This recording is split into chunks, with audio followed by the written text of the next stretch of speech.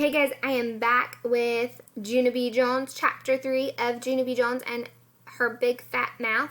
Mabel's here, ready to listen in. If you remember, we left off where Junie Jones had headbutted Mean Jim in the stomach, and they'd had a visit from Dr. Smiley and a police officer to their classroom. Chapter 3, Me and My Big Fat Mouth.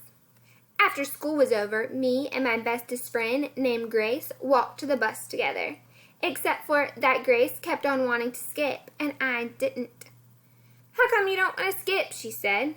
"Me and you always skip to the bus." "I know, Grace," I said, "but today I've got a very big problem inside my head, and it's called I still don't know what job I want to be when I grow up." "I do," said that Grace. "I'm going to be Mickey Mouse at Disneyland." I did a big sigh at her. "Yeah, only that's too bad for you, Grace," I said, "'cause there's only one real alive Mickey Mouse, and you're not him." I hurried to the other side of the bus, and I scooted way over by the window. Except I couldn't get any peace and quiet, 'cause everybody kept on talking about silly old job day. Here's Junie sitting on the bus.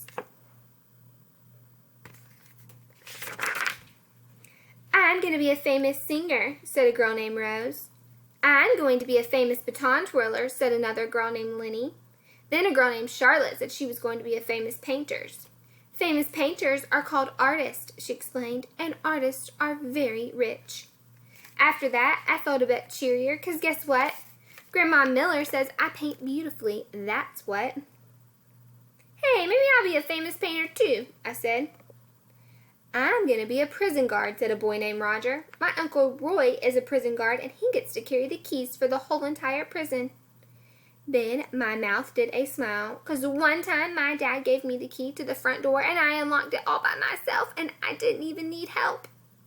"Hey, maybe I might carry keys too, Roger," I said, "'cause I know how to use those things very good." Just then William raised his hand, very bashful. "I'm going to be a superhero and save people from danger," he said. And so then I jumped right out of my seat, 'cause that was the bestest idea of all. "Me too, William," I hollered, 'cause that sounds very exciting, and I think I'm going to save other people from danger too. That Mean Jim jumped at me. "Copycat, copycat, you're just going to copy everybody else and anyone. Anyway, you can't be 3 jobs, you can only be 1. I made a growly face at him. "I am just being 1 job," I said, very angry.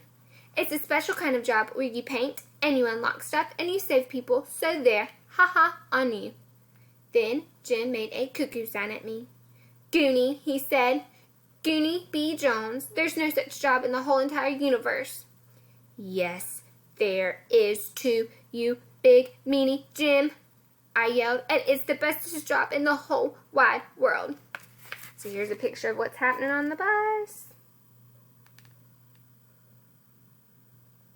Yeah.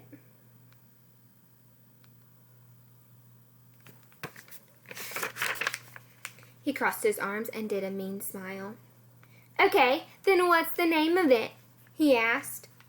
Then the bus got very quiet, and everybody kept on waiting and waiting for me to say the name of my job, except for I just couldn't think of anything, and so my face got very reddish and hottish, and I felt like P.U. again.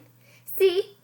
Told ya," said that Mean Jim. "There's no such job. Told ya, told ya, told ya." After that, I sat down very quiet, and I stared out the window, 'cause the sickish feeling was back inside my stomach again, and that's why. Me and my big, fat mouth.